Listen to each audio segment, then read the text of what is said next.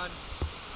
So after traveling for somewhere around 700 kilometers, we reach our first destination, which is Tirathgarh, and look what I found.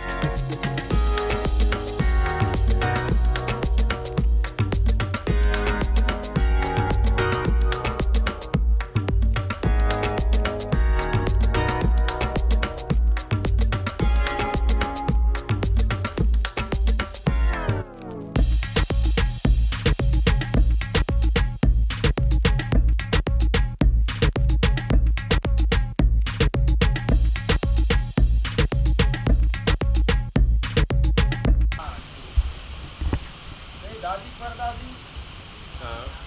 उस समय का है, अभी का नहीं है। पहले जमाना का है। राम कुंड, सीता कुंड, ये जो पानी गिर रहा है सीता माता का नहाने का कुंड है। अच्छा। इधर पीछे है राम जी का कुंड। अच्छा।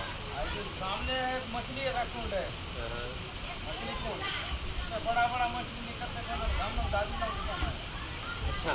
हाँ, माला चांदी का, हाँ। नाक में कान में वो सब पहन के निकलते थे पहले जमाने, सब जमाने में। अभी नहीं है।